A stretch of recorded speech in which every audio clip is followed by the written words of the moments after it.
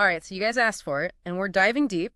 This time, it's the chilling story of Ronald Clark O'Bryan. The Candyman, right. Yeah, the Candyman, convicted of poisoning his own son with a cyanide-laced pixie sticks. On Halloween, no less. 1974. It's a case that really shook everyone up, changed how we think about Halloween, and to this day, people still wonder, like, how could a father do that? It's a tough one. A real head-scratcher. We've got original news reports, we've got the trial transcripts, the whole 9 yards. Well, the whole 9 yards. So we're going to try to separate fact from fiction. Get to the bottom of it. See what really went down. Yeah, I'm ready.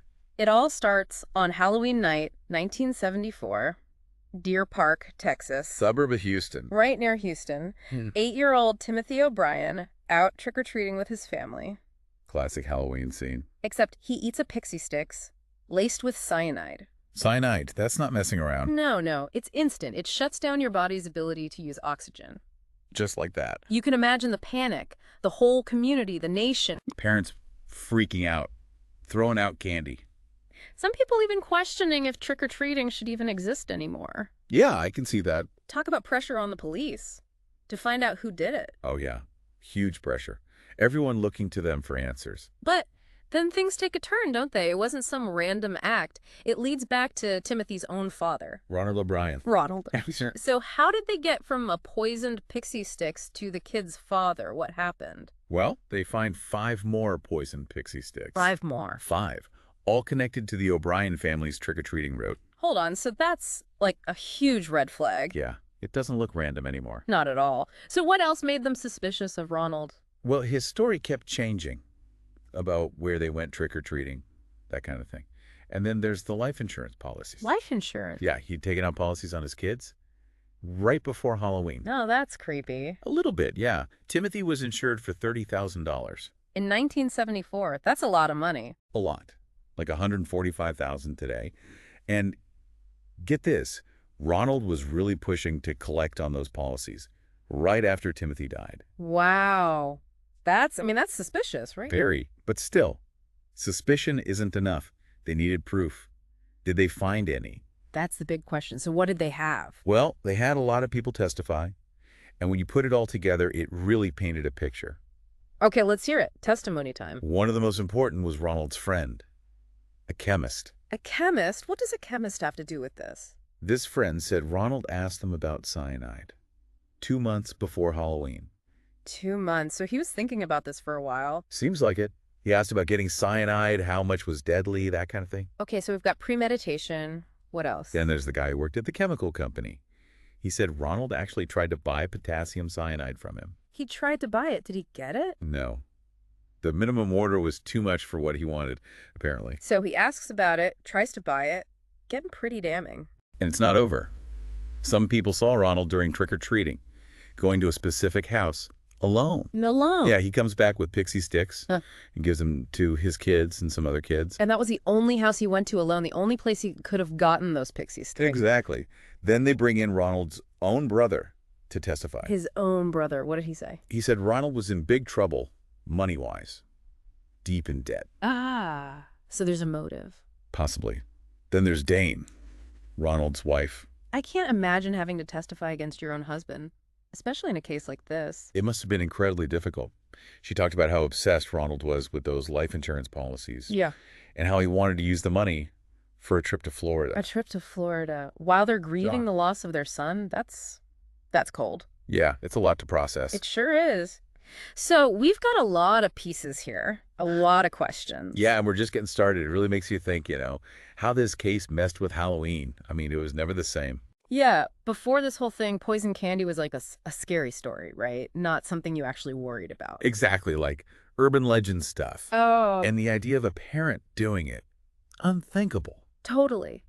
But then this happens, and suddenly it's real. The danger isn't some, made-up monster. It's a person. Someone you might even know. Yeah. That's a whole different kind of fear, right? It hits closer to home. For sure. It's like the Candyman case ripped away this feeling of safety people had, not just about strangers, but about anyone. It makes you question everything. My parents, man, they went overboard after 74. Every piece of candy, they'd cut it open, inspect it. Oh, yeah. Anything that looked a little off, it was in the trash. I bet a lot of parents did the same. It's like the Candyman thing made everyone hyper aware. Right. And it wasn't just parents. I mean, you started seeing those trunk or treat things. Oh, yeah. In church parking lots, school gyms, super controlled environments. It's all about taking back control, right? No. Making Halloween safe again. Exactly. So they basically adapted the whole holiday because of this one case. That's crazy when you think about it. One event changing how everyone celebrates. And it's stuck with us, hasn't it? I mean, we still think about it, even if it's just in the back of our minds. It's there, yeah. That little voice saying, be careful, you never know. But it's more than just Halloween, isn't it? It makes you think about the world differently. Like, how do you even process something like this? Well, it makes you appreciate critical thinking. Don't just take things at face value. Question everything. Exactly. Especially when it comes to something as, supposed to be innocent as Halloween. Right, because it can all change in an instant. It can. So, yeah, I guess the takeaway is be aware. Don't be naive. There's darkness out there. Okay, so let's get back to Ronald O'Bryan for a minute. What kind of person does this? Poisons their own kid.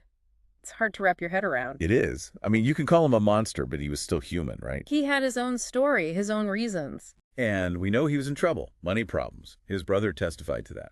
So those life insurance policies, they weren't just a coincidence, were they? Looks more like a plan. A really messed up plan. It's hard to understand that level of desperation, though. Yeah, to think he'd sacrifice his own son. For money. It's like he thought this was the only way out, like his only option. That's what's so disturbing about it. That someone could get to that point. And remember, he was a church-going guy. A dad. People thought he was normal. That's what's scary, right? Evil doesn't always look like evil. Nope. But then he claims he's innocent, even at the very end. What was that about? Was he delusional? Or just trying to save face? It's hard to say. I mean, maybe he couldn't accept what he'd done. Maybe. Or maybe he was just in denial. Could be both. The mind's a complicated thing, right? It can do amazing things and horrible things. This case definitely makes you think about that. The good and the bad. And how close they can be. It's not a simple story, that's for sure.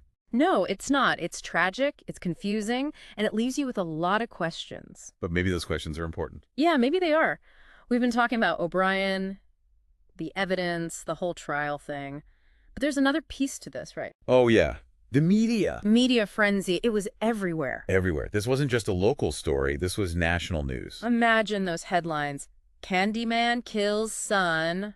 Halloween horror. Dad poisons kid for insurance.